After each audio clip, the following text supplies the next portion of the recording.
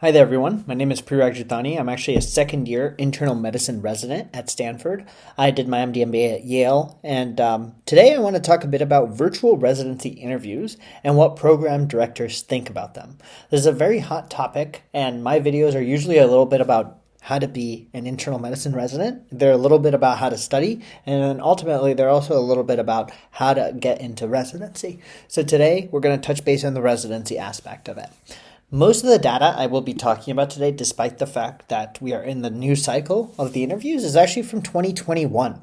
It's important that I'm sure that there's updated reports, but I think this is still very promising, and some of the insights and important details we will glean from this are still going to be relevant today, and I will be interested to see how this compares to upcoming data.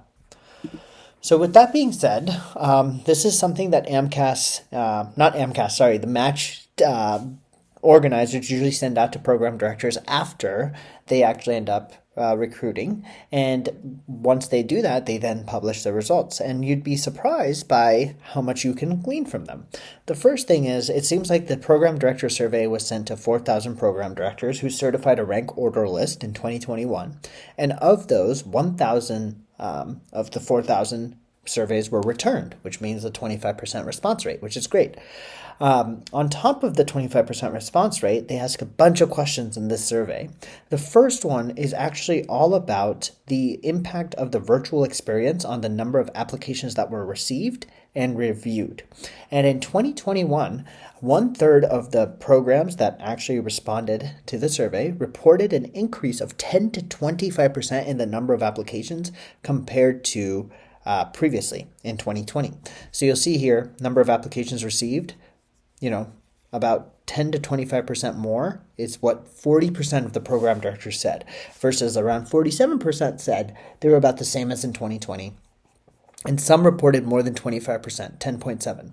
Only about 5% stated that it was fewer applications. So what this is suggesting, at least between 2020 and 2021, which was right at the brisk of when everything was becoming virtual, the transition to virtual has caused an increase in the amount of applications to residencies, because the barrier to apply is much lower, because if you get 80,000 interviews, you're more likely to attend all of them because it's not going to be as big of a financial burden. That's my hypothesis. Anyway. So clearly we're seeing an uptick in applications. And sorry to interrupt the video here, but I do want to give a big shout out to PICMONIC for sponsoring this video. PICMONIC is one of the best websites I've seen. They have lots of visual imagery that makes it much easier to learn things, and it's almost like you're taking a break from studying by studying. They even have content broken down by step 1 and step 2. And then on top of that, they actually have questions for spaced repetition. And if you guys use the referral code in the description below, not only will you get a discount, but I will get a small affiliate donation as well, so it means a lot. All right, now back to the scheduled programming. Now here's what's interesting. Within that same survey, 1/3 of the program directors reported that there was a decline in the number of interviews canceled by applicants. So you can see that in the same exact table, you can see that one of the things they also asked is, let me make this bigger for everyone, is the number of interviews canceled by applicants. And you'll see that around 30% of program directors who responded to this survey said that 10 to 25% fewer interview invites were canceled compared to 2020. So now here's the new trend. Increasing applications, right? Program directors are seeing more applications than they did in 2020, which is likely a sign of the COVID transition. And then on top of that, the interview cancellations are going down, right? Because this is a pretty remarkable decrease, 10 to 25% fewer interview cancellations compared to 2020. And what's interesting is 20% actually said there was more than 25% fewer cancellations. So that means like 40% are not canceling their interviews. So the point I'm trying to make here is that there's an increased demand for interview slots because way more people are applying, but there's a decrease in supply of the interview slots in theory because fewer people are canceling their interviews. What this ultimately leads to is a self-perpetuating cycle, essentially, because what that means is people feel like they need to apply to more programs because there's fewer interviews, and that ultimately is going to lead to increasing costs. At least this is my hypothesis, but this is at least based on true data that we're seeing right here, right? And so you can see, to accommodate this, interestingly, program directors are interviewing more. They're trying to interview more applicants, because you can see in 2021, the applicants interviewed 10 to 25% more than in 2020. 40% of program directors said that they're doing that, which I think is great. But I mean, it's not sustainable, right? There's only so many people we can interview. So more than 1/4 of program respondents reported an increase in the number of applications receiving holistic review, right? So they're not only offering more interviews, but prior to that, they're also doing way more holistic review of applicants because they're getting more applications. And that is ultimately also leading to more interviews. But again, you have to ask yourself, at what point is this like just not sustainable? Like, I can tell you, the program at our school, or at Stanford anyway, there's only like 10 to 12 and it's a big program if you think about leadership, but there's 10 to 12 people in the leadership. So there's how many true applications can they review that thoroughly? It's got to be tough, right?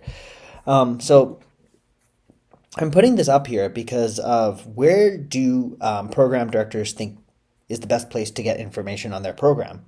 And if the program directors think that this is the best place, then you all should probably also leverage that, right? And you can see that majority of program directors actually think the program website is the most significant place that applicants should go. So definitely, if you're not checking out program websites, which I highly doubt, but if you aren't, please make sure you check them out. And then on top of that, my hypothesis is that social media is also on the rise. Stanford has been using its social media a lot to engage with applicants. And you can see here that social media, modest to moderate, like 50% of program directors think that it's pretty significant, and at least 70% total think that it's definitely not just none, right? And then on top of that, they're doing open houses, they're doing away rotations, but very few think that away rotations would be the best way. It's like program website and social media. And then, so that was the reliance on. Program directors are relying on websites and social media. And their perceived benefit is that they think that their website is usually the best. And then on top of that, I think at least 70% think social media could be at least somewhat beneficial, which I find very promising, because that's the whole point I do these things. This is all to increase transparency. That's how it's been for me since day one. So I called that way before the program directors. I feel pretty happy about it.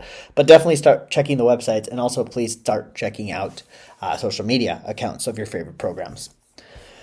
So I'm going to end here. Our virtual interview is here to stay. In 2021, most program directors did think it was here to stay, and I could tell you likely in 2022, indefinitely, it seems like they're likely here to stay. One thing that programs are slowly considering doing, and I've seen this in fellowships, is that they're considering having an open house after they submit their match lists, just so people who are really interested can come by. But the fact that they've submitted their match list makes it easier for people to come by without feeling like they're being evaluated. So hopefully you enjoyed this video.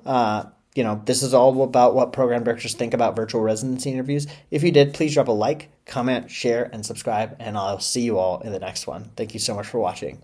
Peace.